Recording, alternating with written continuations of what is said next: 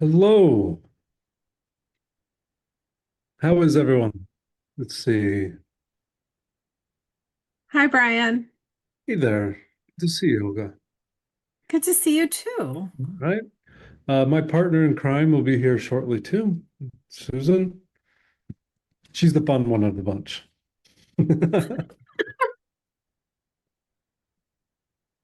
I just kind of wonder how nerdy I am when, I just think that the fun one of the bunch is. Fun one of the bunch is the data scientist, right? So what Oh my about? God, she's even more fun than you. Yes, here she is.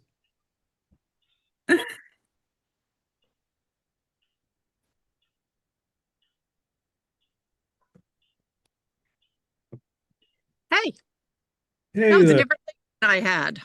I Surprise, surprise. was just talking you up. All good. Oh no.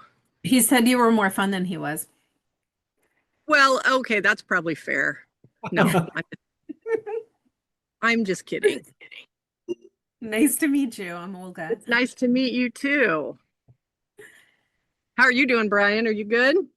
Yeah, no, I'm doing great. I'm having a good old day.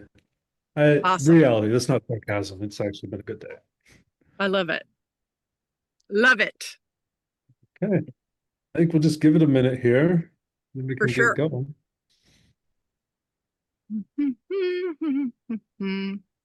Let's see who's on with us. Olga, Carlos, Bianca.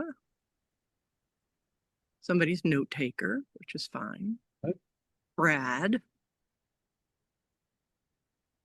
Brad's just Brad. We should know who he is. Like Madonna. Donna.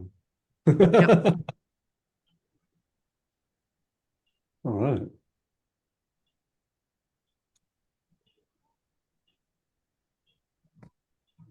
Hi, Carlos. Oh, how are you Hey. doing? Good. It's good to see everybody here. Yep. And by the way, Right. Susan's background is real. It's not a green screen. That's true. All right. Pretty That's warm up very here. nice. It is very Susan, nice. you had never seen my piano. Here it is. Ooh. Oh, look. Wow, lovely. It's beautiful. It's right behind me all the time. So if I I'm love it. stressed, I'll go there and play a little bit. I love it. Our Awesome. one of our bonus kids, her daughter, so sort of a granddaughter to us, just turned 4, and she asked for a yellow piano. And Allie was able to find one on Facebook Marketplace, an upright, painted yellow in good shape. And she got that. So once I get back to town, I'm starting piano lessons. That's awesome. Wow. That is Really fun. awesome. That's really fun. Hi, Bianca. Awesome. Okay. Okay. You want to get started, Susan? I'm not sure. I know Yeah, it's just, but I think if someone does join, we can always recap a little bit. sounds good. Sounds good. Okay, let me just close some of my crazy windows. Okay. Well, welcome everybody. Brian and I are really glad you're here for this readout of the 2026 research. We'll be done within an hour, so we value your time, but we have some interesting stuff to share. If you don't know us, Brian and I both own our own agencies, but we founded agencycore.org together. It's a nonprofit. And what we do is research for agencies. Our study is called Agency Core, and it's one of the studies we're going to be talking about today, but there are actually two. Right. Agency Core surveys agency leaders. I also could, sorry, Brian, go ahead. No, I was going to say, in the background, Agency Core is, as Susan said, a nonprofit. And the way we set it up, instead of it being like audience audit, Agency Core study, or white labels Agency Core study, we had brought a lot of other people into it, be it like predictive ROI, AMI, as you see here, WP Mhm. Engine, Mercer Island, just a lot of other thought leaders within the agency world here, because we wanted the research to really grow. We wanted this to become something else, and we didn't really want it to be centered around us. We just wanted really we're in the agency space because we're crazy enough to love it, and we know that all ships rise with the tide. Also, And it does, I think I'm fit for any other kind of work. So I'm right? just sort of I agency would thing. I I would think I be could the do. most awful employee. I would be the worst employee ever. HR's nightmare. Um, So, yeah. so I've been doing the agency edge study with AMI with Drew McClellan for this was our 13th year. That study always surveys agency clients. What was really missing and the rationale behind Agency Core was to get an annual study out there that surveyed what agency leaders are experiencing, what they think about the marketplace, what they think about what their clients want. So we now do both of those studies every year. And 2026 presented a really interesting opportunity to look at this question of AI, agency use of AI, and its value in the eyes of clients. So that's some of the stuff we're going to highlight today. At the end, you'll see QR codes that give you access to the full data visualizations of both these studies. So you'll be able to explore all this data yourself, but we're going to go through some highlights today. Well, no, here the opportunity that Susan's talking about is as we surveyed agency leaders and clients, there's an amazing gap. Like Mhm. what clients are actually looking for and what agency leaders are reporting, there's Very different. weird, very different perspectives here. And we do recognize a lot of things are changing, but this gap was a huge discovery that we felt we just needed to talk about. It's pretty crazy. Yeah. Okay. So the first thing that we wanted to share, which this was just really uplifting for me in the study, is that among clients, the value of agencies is a lot higher than agencies think it would be in the minds of clients. 59% of agency leaders say that clients are increasingly questioning whether agency fees are worth the cost, but only 29% of clients actually want agencies to reduce fees because of AI. In fact, often the opposite is true. They are actually willing to spend more. And 50% of agencies believe that building trust with clients and prospects is harder than ever. But 75% of clients strongly agree, top two box, that agencies are a critical partner for business success. Now, when we look at that past slide and we look at 30% looking for like reduction of fees, it seems like a big number, it seems sizable, but as we all know, there is a degree of commoditization that's happening in certain types of deliverables.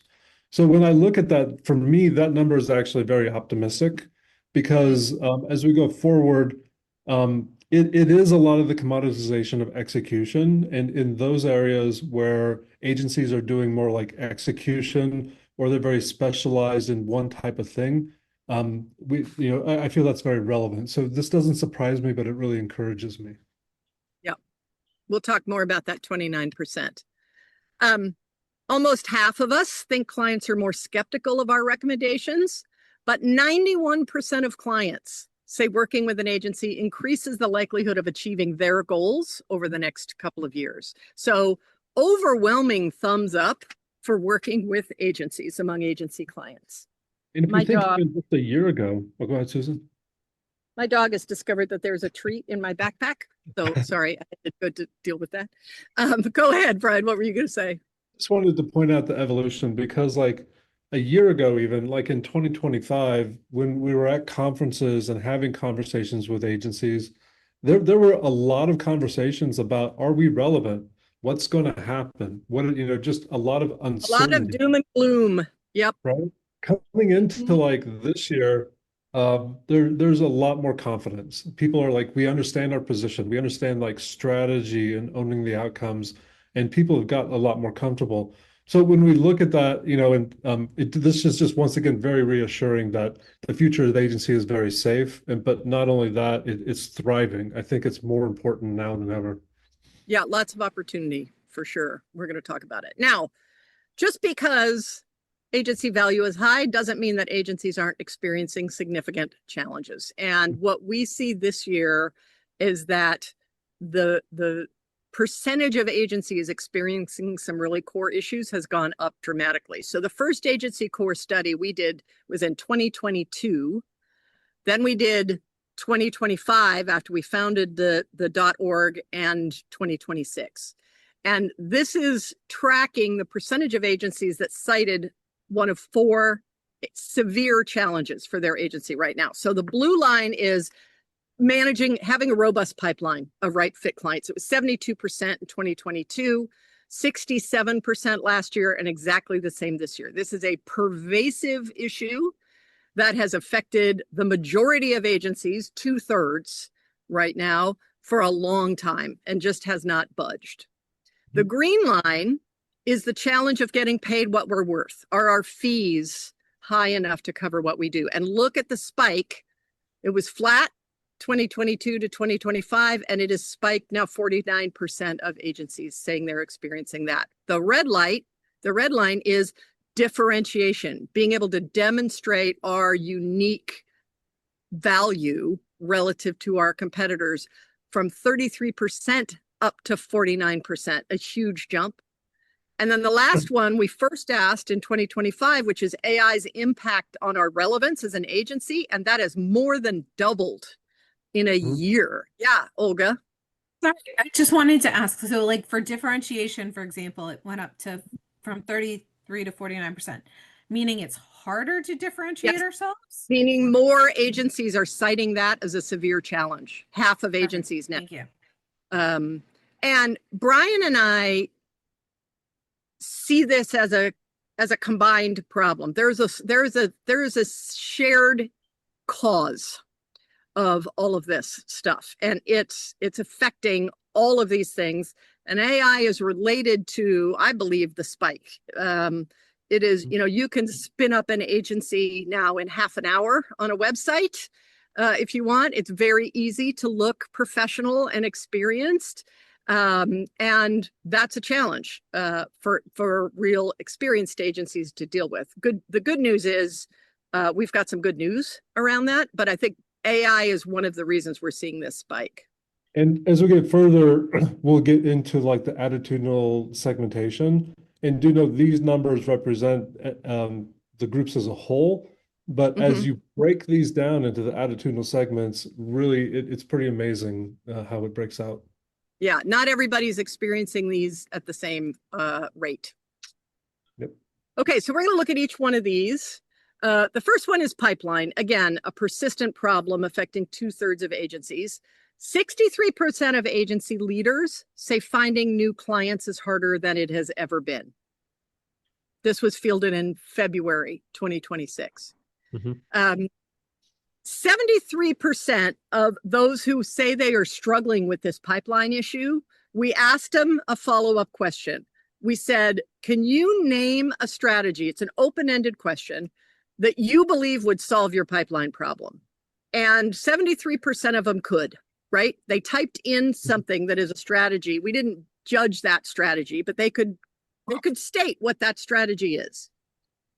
And then we asked, to what extent is your agency implementing that strategy? And only 13% of those said that they were fully implementing that strategy.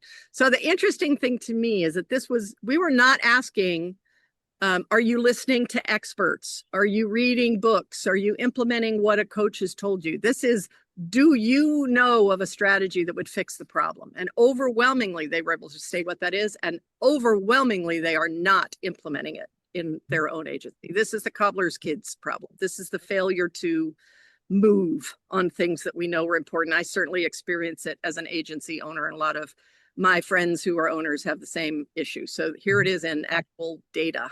It's crazy. And there are some statistics we're going to go through that'll illustrate this even more. But as we look at how the market is shifting and how things have been changing so aggressively over the years, as an agency owner, honestly, I see this as an amazing opportunity. And the opportunity isn't going to be here forever, but if the implementation is so low, but people know what they're doing, that the data is just showing that the opportunity is here for people to really lay down and to be able to really start grabbing more market share. And when we visualize those open-ended answers that they gave us about what the strategy was, they all look like great ideas. They all look like things that would move the needle on affecting your pipeline situation. So I think we all have ideas in our head that will actually be pretty effective. We're just not doing much about that. Okay. Let's look at challenge 2, differentiation. This is a big one. It has grown by half the percentage, so almost half of agencies. 46% of agency leaders say they have strongly committed to a niche position in their marketing efforts. And I want to differentiate this. If you ask agencies if they have a niche, about half say they have a niche, a defined niche. But when you ask them if they've committed to that position in their marketing efforts, we see a lot less, yes, I am, right? I think a lot of agencies like to keep their niche quiet because they don't want to risk losing a project that might not be within their niche, or they don't feel a lot of confidence around it. So this is agencies that have strongly committed to a niche position in their marketing efforts. On the client side, 95% of clients say having a niche gives agencies an advantage when they're hiring agencies. So that's almost universal among clients. I mean, we've been beating the niche drum for a long time, but almost universally, clients want the agency they hire to have a niche. And we know that this has been a theme that we've been talking about for a long time in the industry, long time.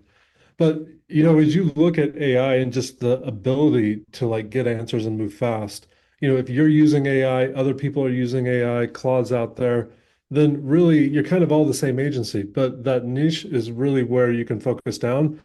And, you know, understanding that clients look at it so strongly, for me, that just illustrates the fact that having a focus and having expertise means even more now than it ever has, because of the base, because AI has raised the baseline of how people can perform.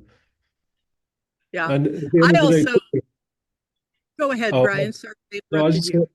at the end of the day too, like, if we're not willing to bet on ourselves, you know, like, how would you expect clients to bet on us? Yeah.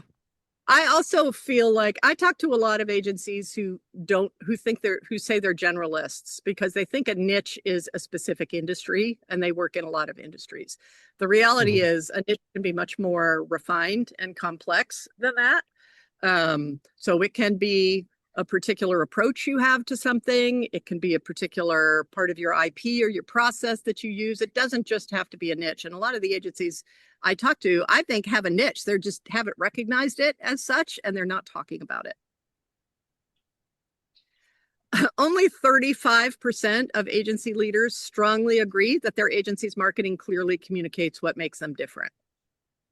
And what's crazy about this stat is that clients overwhelmingly want an agency that will make them differentiated, that will demonstrate their difference.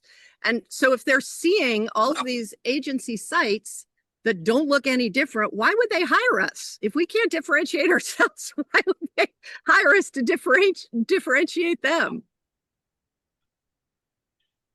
Okay, fee pressure. This is getting paid what we're worth. Half of agencies now effective. It's increased by a quarter. 52% of us think clients are increasingly questioning whether agency fees are worth the cost.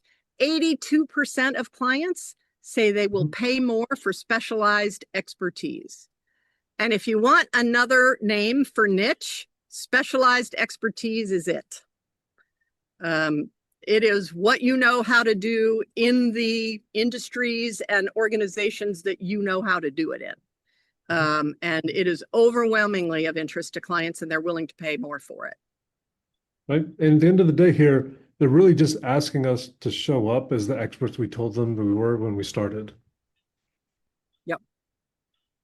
Oh, we have the amazing Tom Martin on. That's amazing. Speak up, Tom, if you disagree with any of this. Again, we asked those folks who are having this fee issue, do you know a strategy that you believe would solve the problem? 75% of them were able to write a strategy, and only 14% in the follow-up questions say they are fully implementing it. So another challenge with almost identical numbers. We know what we need to do. We are not doing it. AI's impact on relevance, more than doubled, not surprising, since last year, affecting 46% of agencies. When we ask clients, 86% of them strongly agree that the best agencies combine technology and human creativity to deliver better ideas. I think one of the bugaboos that happens with agencies, and we see this when we look at agency segments of agency leaders, there are folks who are still really terrified of AI destroying their agency. They're terrified clients are going to fire them or want their fees reduced.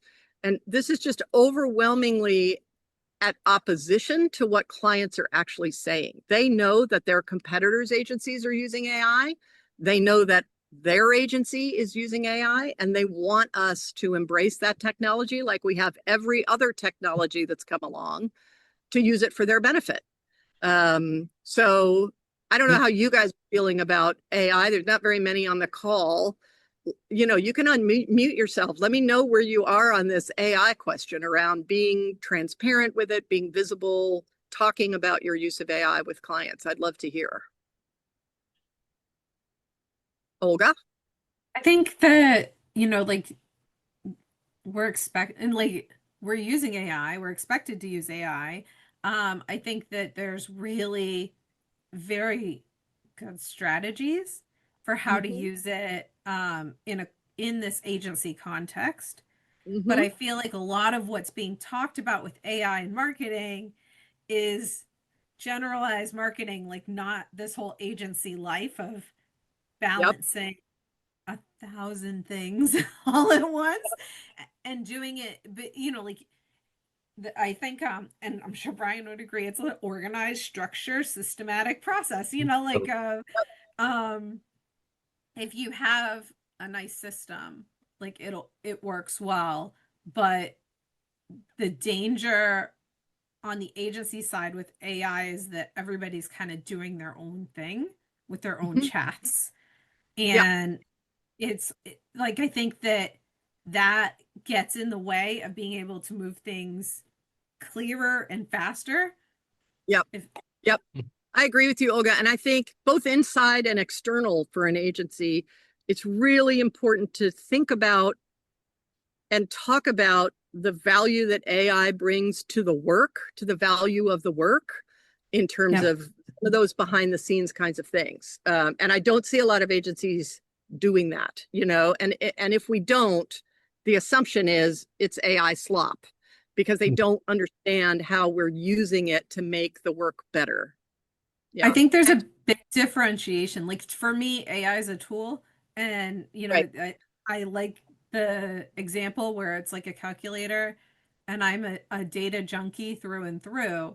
There is no way I'd be able to see the relationships between all these sets of data, like some of the correlations. I mean, without being able to put it through AI, so it means that I can get like a much more meaningful result. Me too. Yeah, it's just better at math, and it does it a lot faster. Here's the thing. 25% of agency leaders say their agency is completely transparent about AI use. And that has not changed very much since last year. But 82% of clients say that very transparency about AI use is what increases trust in their agencies. So this is the point where we talk about being transparent around AI and how to do that effectively to build your reputation around this expertise and defray concerns before people have to give you a credit card number, right? Because this is an important thing for them to think about. So I am telling clients to put their AI policy on their website, ungated, where anybody can see it, and ground it in your values as an agency. Take the opportunity to say, look, every tool we use in the way we use it because of what we believe as an agency, and AI is no different.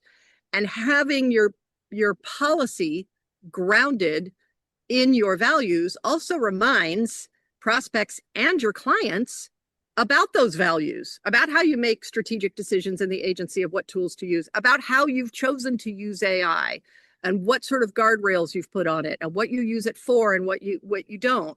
And I just think it's a lovely opportunity to make all that visible and have the conversation with prospects before they reach out to have the conversation with us, right? Mhm. It's a huge trust builder. And most agencies don't have an AI policy, and very few publish it. So Yep. that's something we're in the process of doing right now. I think it's a Yep. huge opportunity for building trust. When you look at the last slide where it talks about the work being even better because we're using AI, this does talk about how it's table stakes. They know we're using it. But as we Mhm. come into the second and you see only 25% of agencies are really being very transparent about it, like I think this is an amazing opportunity here because if when you are more vocal about it, or you're talking about it, or you're describing the governance and how you're using it, it is actually telling people that you can provide better value faster, and you can also here generate more trust. And this opportunity, this is an opportunity that is only has a certain runway for those who are more aggressive, I believe, at the beginning and being very direct with our clients and how we're using it and what we're using it, and really demonstrating that innovation that you can bring to them. Yep. And it is something that clients want. You'll see this expertise in AI. It's really important. This is interesting to me, and this was a big aha moment for me in the research. So 37% of agencies think clients want them to help the client adopt AI safely and responsibly. In fact, it's far more serious than that on the client side. 54% of clients say agencies are held primarily or completely responsible for the results of AI use in their marketing, even if it's their in-house team doing the marketing. So, and there's 35% who say there's an equally shared responsibility between the agency and the client. There's nobody who thinks the clients own it more than we do. So here's this thing. Clients know we're using AI. They expect us to be experts in it, and they are going to hold us responsible for the results of that use in their marketing, whether we are responsible or not. So the opportunity is to embrace that. If you're holding the bag anyway, you might as well say to clients, look, let us help you build an AI policy that works for marketing, for your in-house folks, for us. Our job is to keep an eye on the marketplace. That's what we do as agencies. And let us help build and manage those guardrails for you because you don't know what you're doing. Hey, Susan, Mhm. I have a question about this because I've had other friends that are agency owners say how now the clients are expecting them to basically like hand over, here's how I was using AI for you, and then the client's going to go and continue to use it, and like they're being blatant about the fact that they just like, can you just sell me what you were doing and then not do it anymore? Mm-hmm. And I don't know if that's surfaced in this. Well, I mean, I think that there's a couple factors that are going on. One of the things that's happening with organizations is they are slow to move on AI. They're slow to adopt new models, new platforms, to experiment with stuff. And they're having real trouble getting their legal department to allow them to use it effectively. So some clients are saying, we can't do this. Can you do it for us? I think the conversation that needs to happen, if that is the request, we're just going to start using the AI you gave us and we don't need you anymore, is how fast AI technology is changing and growing, and how because fast there's the whole going yeah, up. like what is the profitability or Right. value of being able to hand over a Right. strategy So, and then like so if it what's your falls apart? right? So because what's your technology- governance? If you're gonna own AI client, what's your governance plan for AI? How much are you dedicating to keeping your eye on the pulse of what's happening in this incredibly volatile space? That's our job as an agency. That's what one of the things we're supposed to do for our clients. So, I mean, there are always going to be clients, and there are in this study, Olga, who are like, we can do it ourselves. But what we see among that group is that they are overwhelmingly not very sophisticated about AI. They're using very sort of rudimentary tools. And I just don't think I don't think they've really seen how badly things can go for them and the risk that's involved. So I think it's a good conversation to have around this if that's the ask. So I Yeah. have I think I have an interesting perspective because, like, my agency is very involved in like technical development, and we're very heavily invested in AI. Um, in this, one of my personal perspectives is for the future, as you talked, Olga, about clients who just want to take, oh, give me that prompt and I'll just run it myself. Yeah. So, as agencies, we've been so used to managing the deliverable. We get all the information, we produce a deliverable, we make revisions to deliverable, and then it's delivered. My perspective of the future is the big change is we need to be responsible for the inputs now. So instead of going back and refining the deliverable, agencies of Mhm. the future will be in charge of the inputs. Like what are the strategies? What is the brand standards? How do we define things? What is the governance around the voice? And managing the data, managing the inputs as they go through. Yep. And Yeah. then you're right, the clients, they're going to take all that data and they're just going to run it through and make all the stuff to some degree. And that's not, we can't avoid that. It's a moat that cannot be guarded.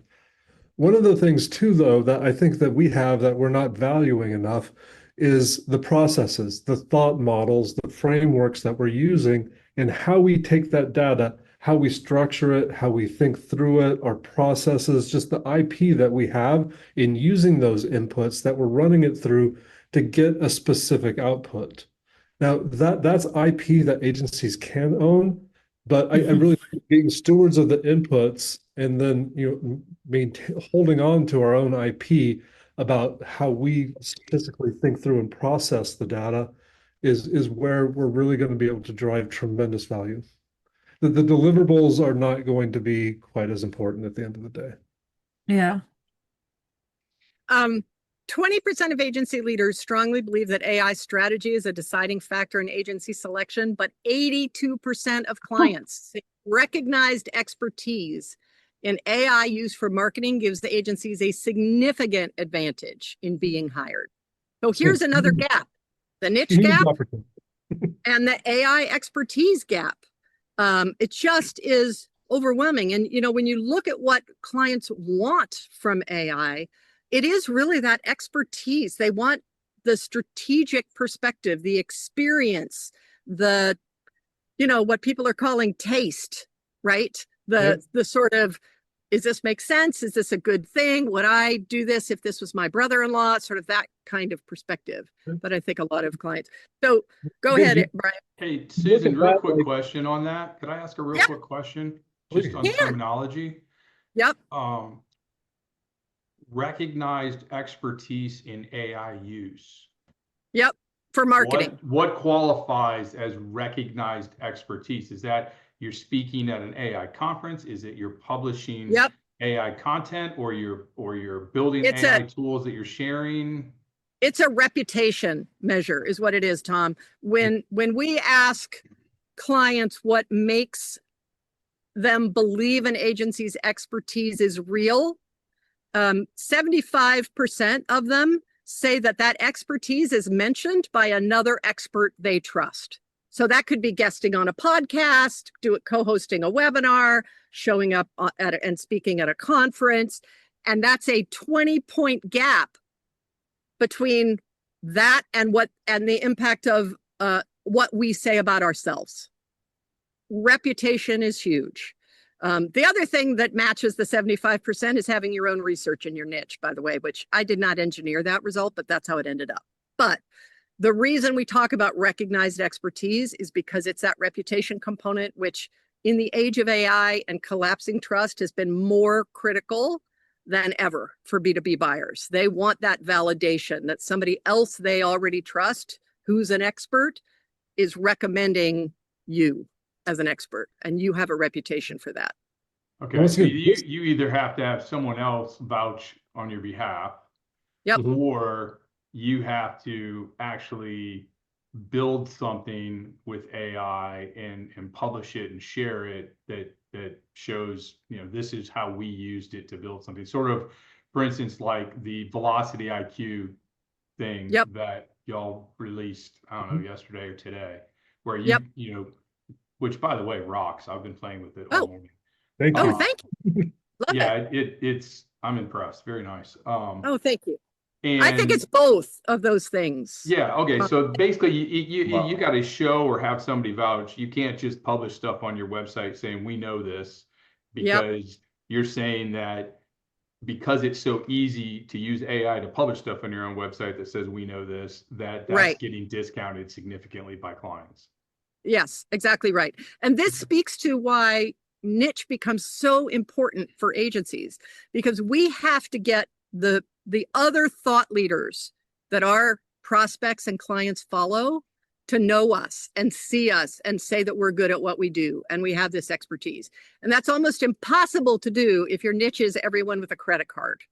You've got to find people in manufacturing, or you've got to find people in North Carolina, or you've got to find people in travel and tourism, or whatever it is that will vouch for you, because that's who your prospects are listening to. It makes me think a lot about content programs and the balance between trying to reach individual prospects versus trying to impress other thought leaders with our work in the space and our expertise and the ability to help the people we're both serving.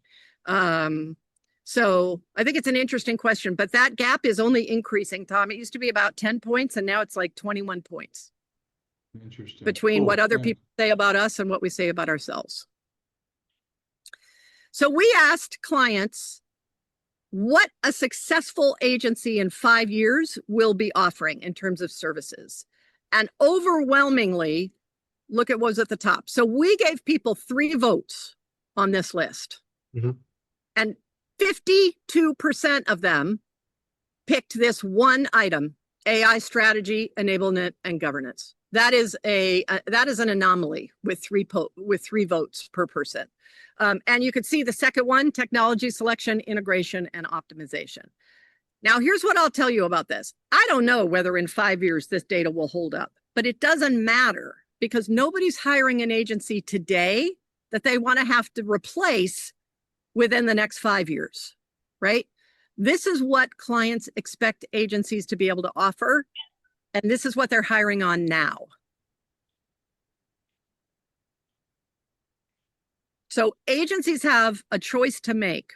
They can either embrace the fact that we're being held responsible and that clients expect us to offer AI strategy, enablement, and governance, as well as technology selection, integration, and optimization.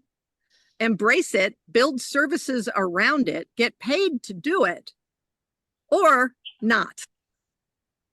I don't think not's a good answer.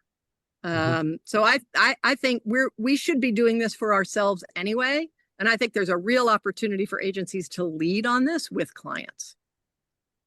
And one of the key words in there, and a big thing for me that I see is like, AI strategy and enablement are great, but like the governance piece coming in the future, I personally believe is going to be massive. Yeah. Okay. So this is the segmentation that Brian was talking about. We found really 3 different mindsets among agency leaders around this question of AI and building value and sort of where they're sitting. A third of them, the confident differentiators, struggle with these problems that we've been talking about much less than anybody else does.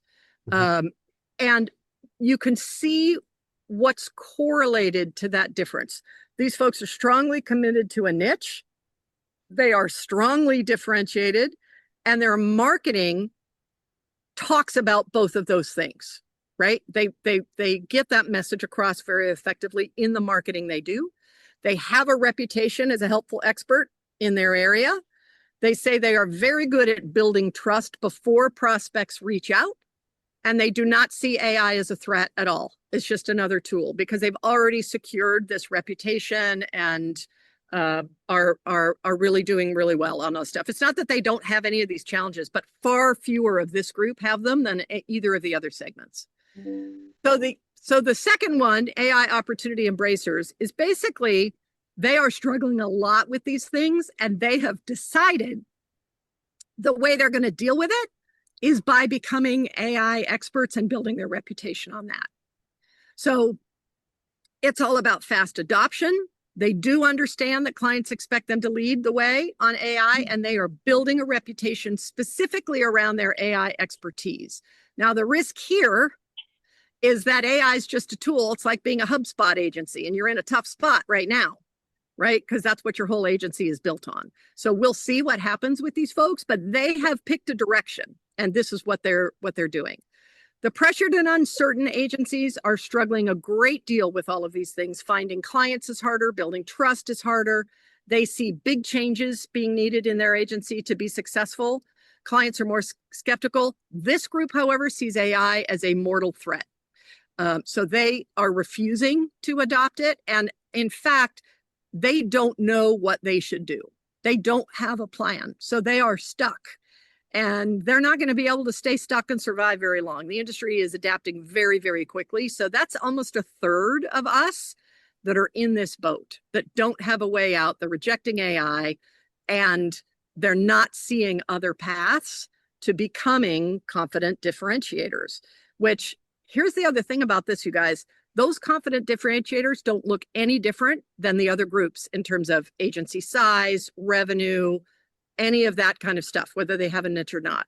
They're just, the confident differentiators are doing what the rest of us are not. They are embracing strategies that they believe in to build trust, build a reputation, market effectively, and it's having an impact on the level of challenges they're experiencing and their bottom line. Susan, one question on the pressured and uncertain. I'm just curious if it's like if that area contained almost all of the people who are doing more graphic design are like where it's kind of it didn't. Okay, great. Great to know. Nope. And you can see in the data, in the visualization, you'll be able to pivot the data by segment, and you'll be able to see for any of the questions around what services does your agency provide, any of that kind of stuff, you'll be able to look at it by segment. There's no quote unquote demographic differences between these groups at all. Really interesting. Yeah, crazy, right? Not what we assume. So when I look at all this data from both of these studies, and that's all I've been doing literally for like a year now, this is what it boils down to for me. Future-proofing your agency depends on building a trusted reputation for specialized, AKA niche, strategic expertise, not just tactics, before a prospect has to contact you, right? It has to be visible, it has to be present before they need to reach out, because otherwise the bulk of their buying decision is already done. And that's what we know about building trust these days. 59%, according to Edelman, of buyers think that we are intentionally lying to them to get their money. This is where we are. And I will guarantee you, when they do this study next year, it's going to be worse, right? 50% of agencies say building trust with prospects is harder than ever. 54% say building it with clients is harder than ever. So it's a pervasive problem, even with the people we're already working with. And only 27% of us strongly agree that we're building trust before prospects can contact them, which is a problem because there's research showing that B2B buyers are more than 70% through their decision process before they ever reach out to us. So if we're waiting for people to sign up for our newsletter or reach out to us on LinkedIn or send us an email, there's a huge group of prospects who didn't see anything that felt trustworthy and have abandoned us from their search.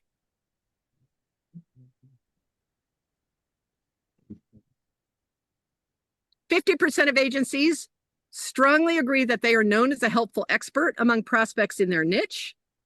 That may be a little overblown, but at any rate, 59% of buyers say that reputation is absolutely critical. So we need growth there. And this is one we get right. 87% of agencies say their reputation as an expert is what clients value most. That is true on the client side. And only 20% of us, though, say our agency is excellent at building this reputation. It's hard. That's 1 in 5. Yeah. So what I see is people saying, we have a niche, we have a great reputation, without talking about their niche or talking about their reputation and building that reputation in their marketing and relationship building and content efforts. Did you see in the confident differentiators, they've been doing it for a long time. They're talking about it, specializing, getting down, and that is really what has helped because this isn't like sit down with your staff and tell them how we're different. It's you're actually Right. going out speaking, you're turning down work, really Yeah. focusing. And that's why that group isn't freaked out about AI. And if you Because get into the data get into what they visualization, already yeah. If you get deep into the data visualizations, you'll see the gaps between the attitudinal segments in some of these answers. And the confident differentiators have a great lead in confidence, a great lead in fee protection. So this is that data about what makes clients usually or always believe agency expertise is real. Agency claims are at 53% compared to 74% of having niche expertise mentioned by trusted experts. And again, niche expertise could be the industry you work with, but it could also be the specific thing that you do or the way you approach things, the processes that you have. So it beats anything else except for research. Edelman did a study with LinkedIn in 2025 called Invisible Influence. In that, they found that 95% of B2B buyers say that engaging with thought leadership makes them more receptive to sales and marketing outreach. They found that leaders are spending about 4 hours a week consuming thought leadership content. And that is when we are able to say, hey, we could help you. If you're not doing this, it becomes very difficult to reach people these days with any kind of outreach because we all get so much crap. So this is the building a reputation, being relentlessly helpful, sharing what you do. Tom, you're great at that. It does help our prospects listen to us when we want to talk about actually supporting them. So fundamentally, the big takeaway is we know what we need to do. We just need to do it. And those are the QR codes for both of the studies. And if you have any questions about any of those, you guys can reach out to me or Brian and we can point you in the right direction. But that data is all there. I will also add that any of that data you can use to support your own conversations with clients, your internal meetings, your marketing, any of that kind of stuff. Those visualizations now have a button on every one of those charts where you can export it or embed it so that you can use it in your own stuff. So please do. That's what the research is built for. We're happy to have you use it and share it. In fact, after this meeting, in about 15 minutes, I'm meeting with an agency whose owner asked me to take the whole staff through the whole AI thing because she's getting pushback. So visualization that you could bring up real quick to let people see it. Which one do you want? Agency core. Yep, I do. Hold on. And as I said, if you take time to dig into the information, it is really interesting how the attitudinal segments break out. And if at the end of the day, if anyone wants the actual data supporting the research, we can make that available for you also. Okay, so let's see. Here we go. Here's the agency core visualization. So you will see you can view the whole thing by segment or agency size or work model if you want to. There's all of our distribution partners, but also any of these charts. So for example, we can look at segment based on their role in the agency, and it will show you what statistically significant differences there are. So this goes through everything, information about their agencies and their services. Here's the segmentation information. There's the challenges and threats information in terms of what they're dealing with. And again, everything can be pivoted by agency size, agency revenue, any of that you want to see, and it will tell you where there are differences to pay attention to. So this whole thing, we asked open-ended questions, you'll see all of the responses, but you can also pick a theme and say clients, and it'll show you the verbatims that mentioned that theme. And you can export any of those. So if you ever need sort of proof that agencies are saying, clients are saying something, or agencies are saying something, you've got this in these studies. So I hope you use it, and as Tom said, play with it and use it for your own stuff. You can create any of these charts and then export them the way you set them up. So if you want to show it by segment or anything like that, you can. So I hope it's helpful to you. That's why we build it. Any questions that we can answer for you guys?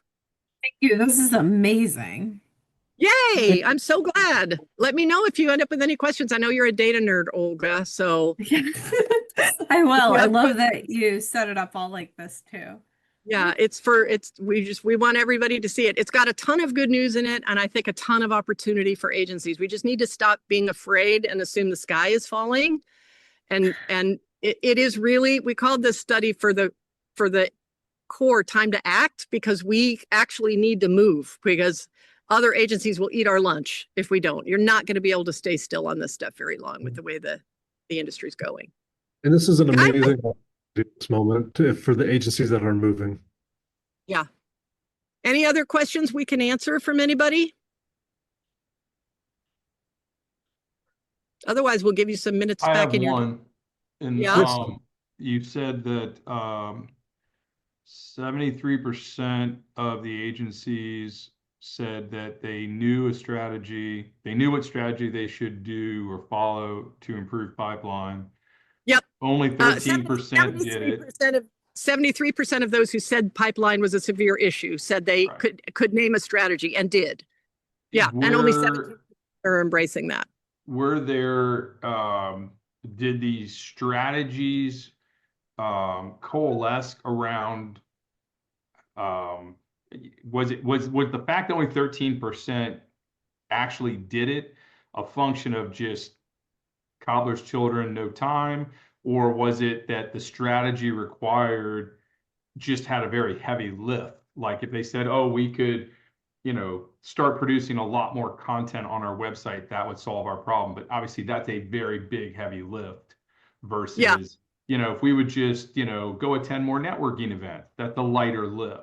Was there any trend like that between difficulty strategy and implementation? There's a lot of different themes in here. Right. So this is that question in the visualization, what most hinders you? Here's no time is a big problem. We never market ourselves the way we market our clients. I need to figure that. No process or discipline lookalike agencies. So you can look through all of these to see no budget to spend on our marketing. So all of those are visible there, and you can download those verbatims, Tom, in any category, or all of them, for any of the open-ended. And you'll see what segment the person was who said it. Oh, awesome. Cool. Thanks. Yeah. So yeah, you're free to use any of that in all of your wonderful resources for agencies too. Wow. Did you just read my mind? That's crazy. Yes, I did. I've known you a long time, Tom Martin. I know you. No, it's helpful to see the words, right? To know what the problems really are. Yeah. People could have more than one tag on this. So you'll see different, they can show up at a couple different areas if they talked about different things. And also I'm surprised to see how some agency leaders don't spell very well. So maybe I shouldn't be surprised. All right. Okay, I guess we'll let you guys go then.